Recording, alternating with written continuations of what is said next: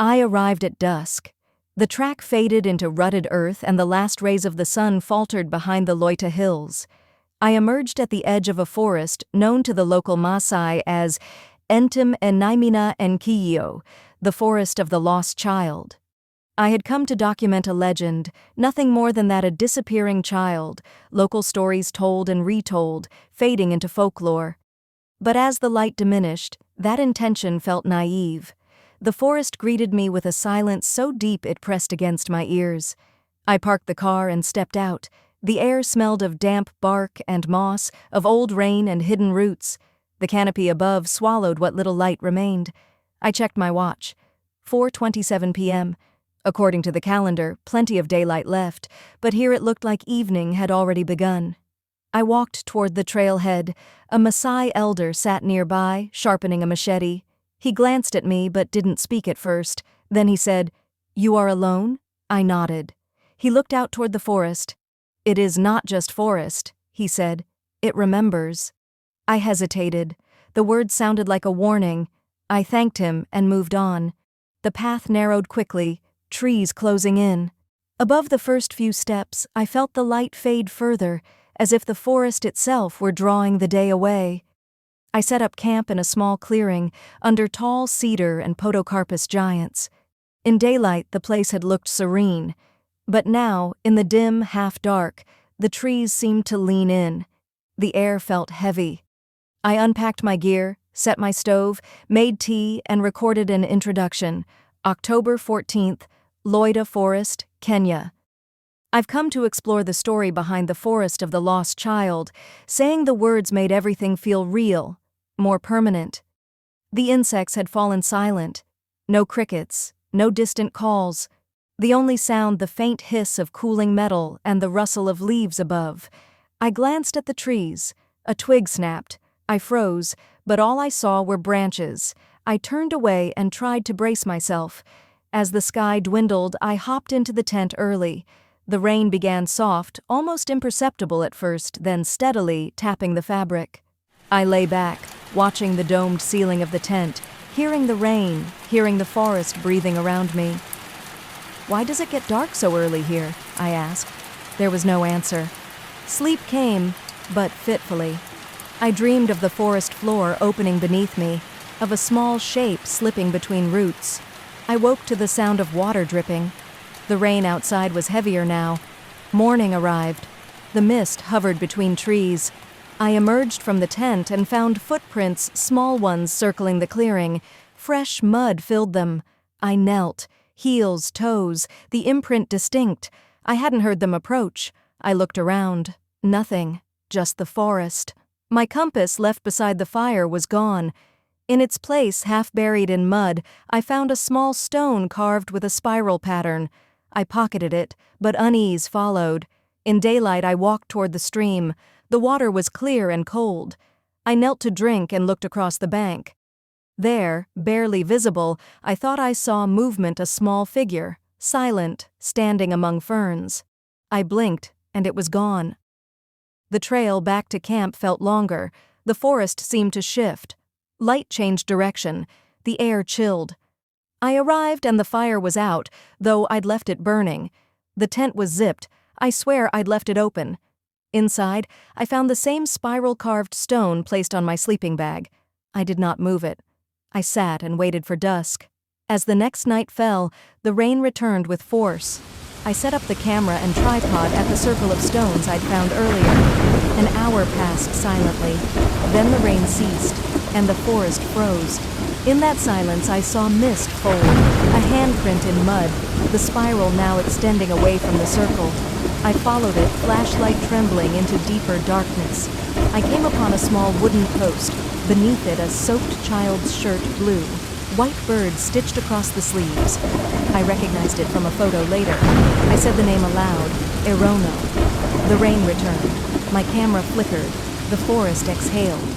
I turned, and the figure stood in the dark, small, barefoot, watching. The voice, low, spoke one word. "Rudy." I backed away. The beam of light failed. The footage distorted. I lost time. Dawn found me soaked, gear scattered, the spiral stone gone. My watch read 3:47 a.m.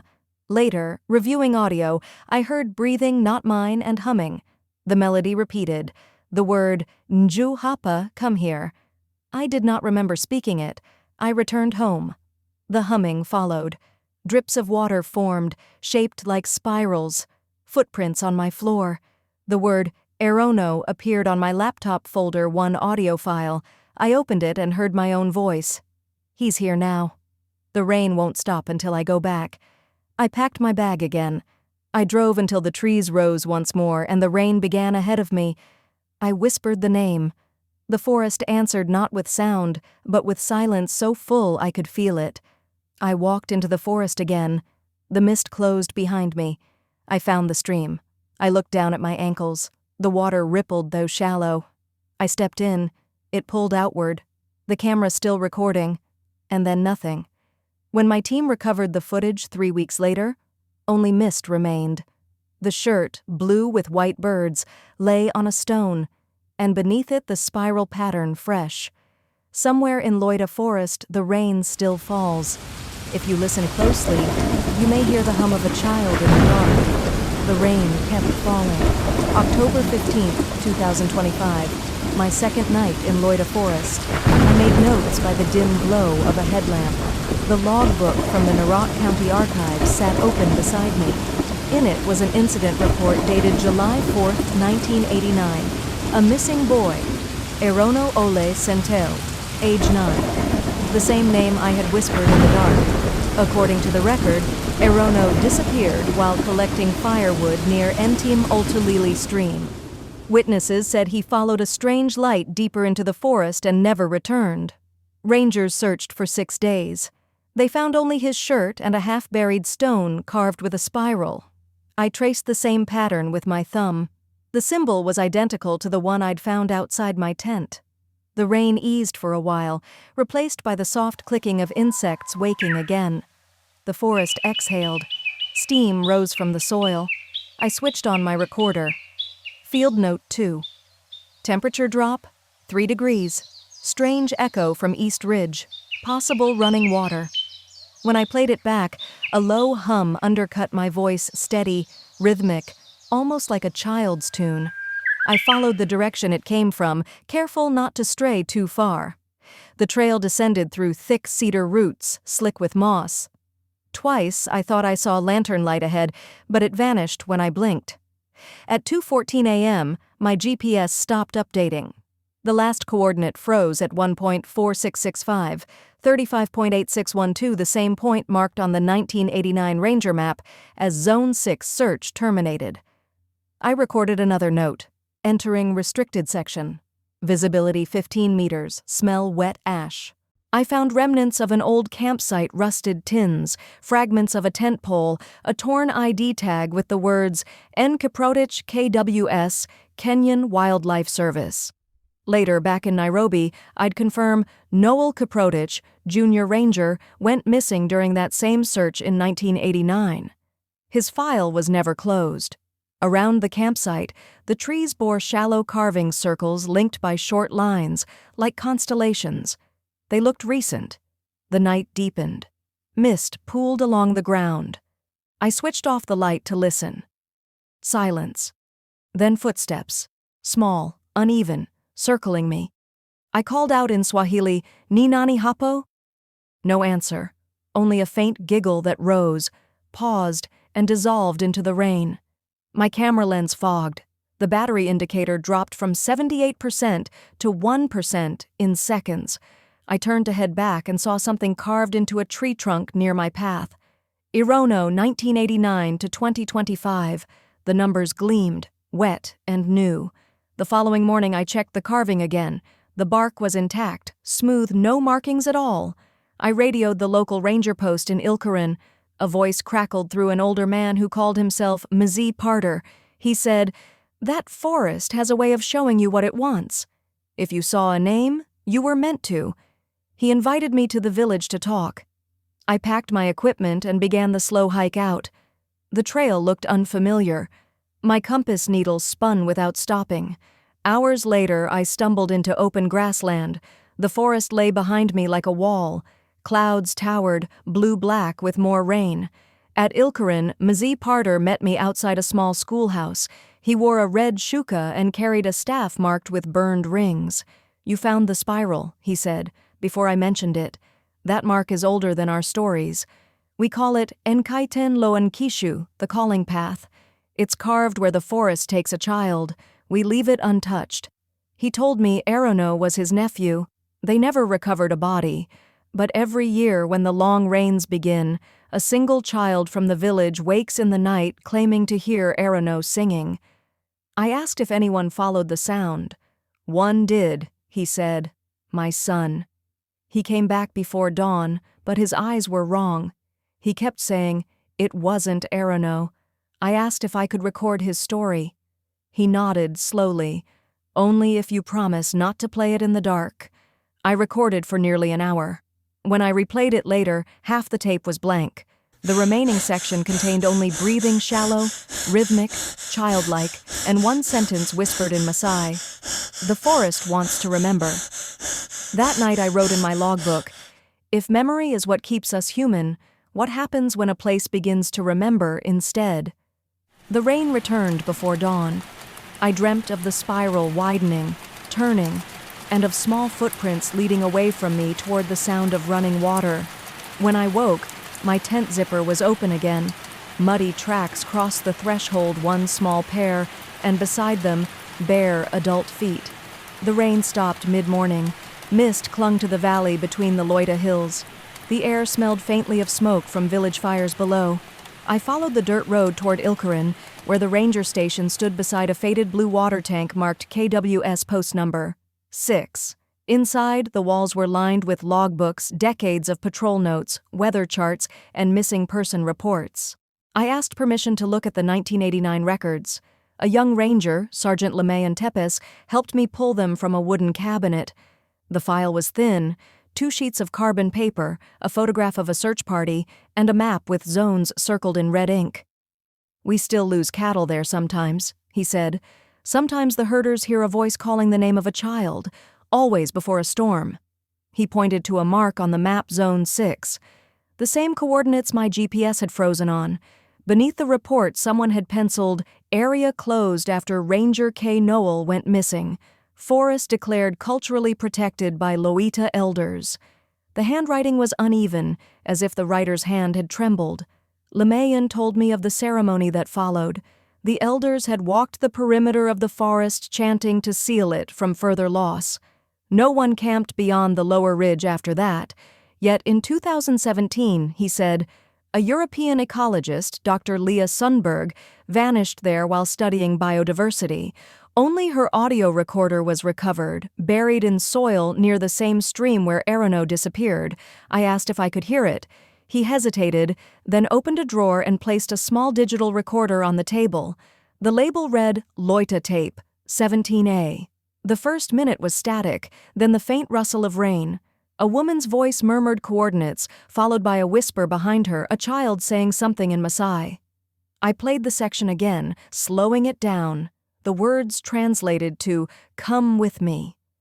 Lemayan crossed himself. "That is why we no longer go there," he said. Before leaving, he handed me a photocopy of a weather log dated that same week. The final entry read, "Barometric pressure drop recorded B. Before sudden rainfall, sound like a flute heard at 1914 hours. I packed the documents, thanked him, and drove toward Ilkarin Uruk, a ridge said to overlook the heart of the forest. Along the path, I met Naipanoi Sento, a woman in her 60s. She introduced herself as Erono's sister. Her eyes were distant, but she remembered every detail. "He was 9, she said. He used to hum when he was afraid. Even the night he vanished, my mother heard it through the rain. She led me to a fig tree by the riverbank. The roots coiled like veins into the mud. From its bark hung strips of cloth offerings left by families of the missing. Naipanoi placed her hand on one of them. The forest took many, but it also gives signs. Last year, when it rained for 7 days, we found a shoe from a child who disappeared 30 years before. The same pattern on the sole. The sound of thunder rolled in the distance. She looked up. When it begins again, you must leave. The forest counts time differently. I thanked her and returned to camp with the recordings. That night, I reviewed everything I had: the ranger's file, the 1989 report, the missing ecologist's audio. Each contained the same phrase in different voices: "Come with me." I synced the frequencies on my laptop. The pitch matched almost perfectly across all 3 decades. I played them together. The overlapping hum formed a low harmonic that resonated through the speakers. Then my tent light flickered. My laptop screen pulsed white, and for an instant, a new waveform appeared, repeating symbols shaped like spirals. I recorded a note: "Third event logged. Possible electrical interference or communication." Outside, rain began again. Not heavy, steady, rhythmic, like breathing. I stepped out and shone my flashlight toward the trees. Mist swirled at the base of the trunks. Something reflected light far deeper inside, maybe water, maybe eyes. Then came a sound, like a single child's laugh, echoed by another further away and another, until the forest seemed to chuckle softly in the dark. The laughter stopped all at once. A drop of rain hit my microphone. The battery died instantly. When I woke the next morning, I found the ranger's photocopy on the ground outside the tent, soaked but legible. Across the margin, someone had drawn another spiral, this one open at both ends. The caption beneath it, in faded ink: "The path does not close. It remembers where you walked." I folded the paper carefully, sealed it in plastic, and began to plan a return to the inner valley to record proof that the phenomenon was real. I wrote in my journal, "Tomorrow I will go where Zone 6 begins. The forest has called 3 times. If I follow, maybe I will understand why it remembers us." October 17th, 2025. I woke before dawn to the sound of distant thunder. The air felt colder. The mist lay thick across the ground like a slow tide. I had decided to enter Zone 6 again, the restricted valley the rangers had marked 3 decades earlier. I packed lightly: camera, recorder, spare battery, 1 flashlight, a compass, and a small wooden charm Naipanoi had given me, a bead carved with the same spiral. "It keeps the path from closing," she'd said. By 8 a.m., I reached the ridge. From there, the forest looked endless, a vast ocean of green beneath the clouds. The first drops of rain began as I descended. The sound grew softer with every step. Even my boots seemed to fade against the earth. At 9:47 a.m., I crossed into Zone 6. The canopy closed above me completely, filtering the daylight into muted green. My GPS blinked red, no signal. I switched on the recorder. Day 4, entering Zone 6. Temperature 16 degrees. Rainfall light. No wildlife heard for 15 minutes. Through the rain, I saw an old campsite, perhaps the same one from the ranger search in 1989. The remains of a tent frame leaned against a fallen tree. Beneath it, something gleamed. A metal tag engraved KWS-1989. I picked it up and turned it over. On the back, etched faintly, were 3 initials: NKS, Noel Kiprotich, Search Team. I slipped it into my pocket and continued toward the stream. The forest floor turned black with mud. Water rose around my ankles. Then the rain stopped abruptly. I looked up. Raindrops hung suspended in midair, frozen for a breathless second before falling all at once. I whispered into the recorder. "Time distortion, event duration uncertain." My voice echoed back slower, deeper, delayed by half a second. I pressed on. A clearing opened before me, wide, circular, encircled by smooth stones. In the center stood a tree stripped bare of leaves, its trunk carved with spirals stacked from base to crown. Around it, the air shimmered like heat on asphalt. My flashlight flickered. The beam caught fragments of fabric blue cloth, faded, embroidered with small white birds. The same shirt. I moved closer. Beneath it lay an object wrapped in plastic, a small recorder, corroded but intact. The label read, "Loita Tape 17, a copy." My breath slowed. I pressed play. Static. Then Dr. Leah Sundberg's voice, fragile, whispering, "If anyone finds this, the child isn't alone. He hums to keep them quiet. Don't answer when he calls your name." The recording ended with a short harmonic tone, the same pitch I'd heard the previous night. I pocketed the tape and looked up. The forest around me seemed to pulse, trees bending slightly as if moved by unseen wind. Then came the sound, faint humming, close, circling the clearing. It shifted behind me, then beside me, then inside my left ear. I turned slowly. A small figure stood at the edge of the light child-sized, soaked, face obscured by hair. He lifted his head. The eyes reflected light like water. He whispered something my name. I stepped backward, nearly tripping over the roots. The boy tilted his head. His mouth didn't move again, but I heard him whisper once more inside my skull, "You followed me." The rain resumed in a sudden burst. I stumbled toward the stream, slipping on mud. The figure didn't follow, but I felt him watching. I reached the bank and splashed through knee-deep water. The current twisted strangely, spinning in circular patterns like the carvings on the stone.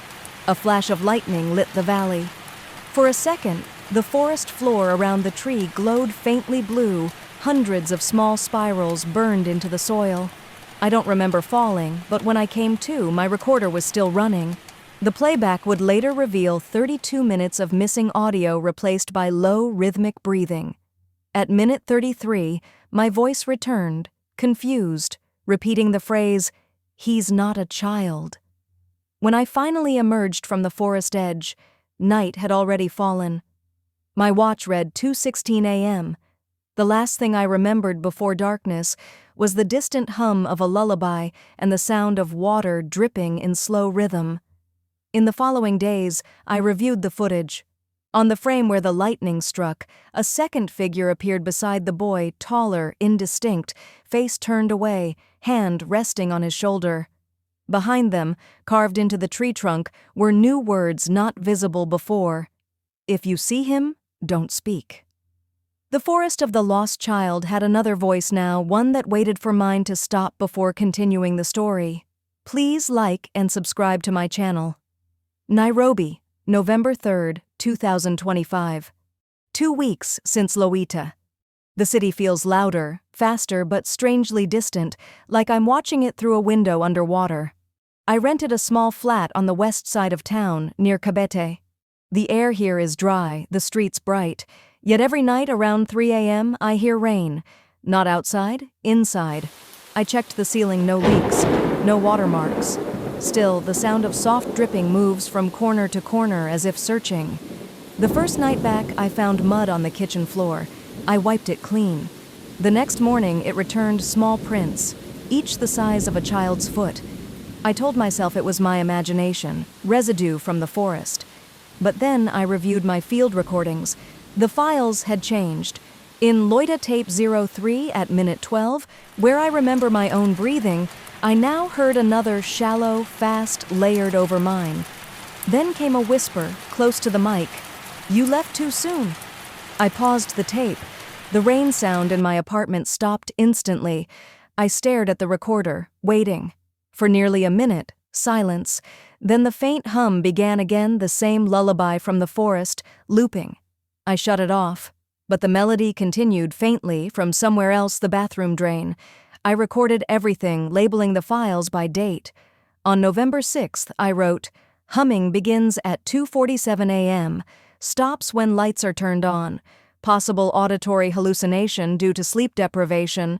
I showed the recordings to a sound technician at the university. He ran a spectral analysis. "It's not just voice," he said. "There's a secondary pattern, looks like coded frequency intervals. But it's not man-made. It repeats every 73 seconds." I asked him to isolate the sound.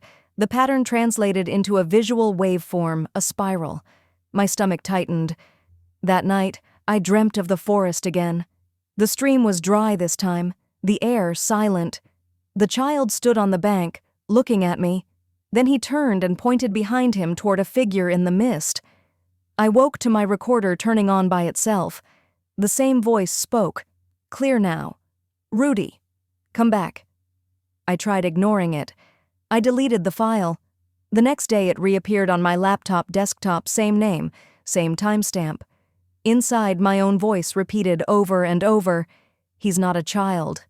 I unplugged everything, packed a small bag, and decided to leave the city for a while. On the drive north, near Maimahiu, rain began again, though the forecast promised clear skies. The drops hit the windshield in a rhythm I recognized from the forest recordings. When I stopped to rest, I saw the spiral charm Naipanoi had given me hanging from the rearview mirror. I hadn't placed it there. A note sat on the passenger seat paper, torn from my field journal. 3 words in smudged pencil. "He remembers you." The rain intensified. I pulled over at a roadside cafe. The waitress, an older woman, noticed the mud on my shoes and asked where I'd come from. When I said Loita, she froze. "You shouldn't have said the name aloud," she whispered. "People who do start hearing it again." She gestured to the window. "When it rains without thunder, he's close." That night, back in my flat, thunder never came. Only rain. I woke at 3 a.m. to find the spiral charm lying beside my pillow soaked through. The window was closed. I checked the recorder one last time. A new file had appeared, no title, only a timestamp matching that exact minute. The playback began with static, then my own voice distant, whispering, "This isn't over there, it's here." The rain grew louder, the lights flickered. I reached for the power switch, but everything died at once. Lamp, phone, computer. Only the recorder stayed on, its red light steady. Through the speakers came a faint child's breath, then silence. For 20 seconds, nothing. Then, quietly, the same low humming, stretching, slowing, until it almost sounded like words. "We remember you." The file ended. I left the apartment that night. I haven't gone back. Soft rainfall fades into near silence. The official record ends on November 10th, 2025. The audio files were recovered from a room in Kabeti after a noise complaint, no sign of forced entry. The window was open, though the night was dry.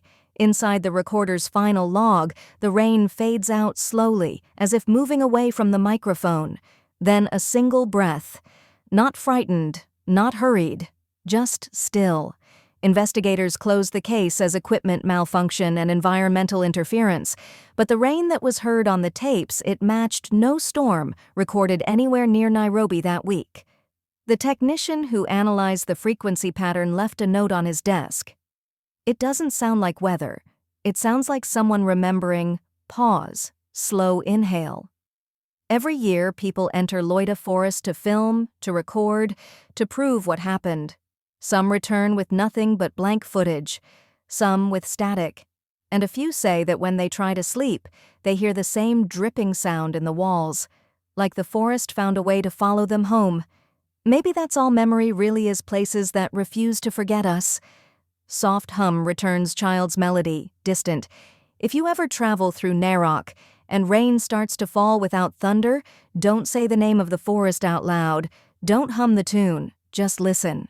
Wait, and when the rain stops, if it ever does, you'll know whether it was the weather or something remembering you. Subscribe to my channel for more interesting stories.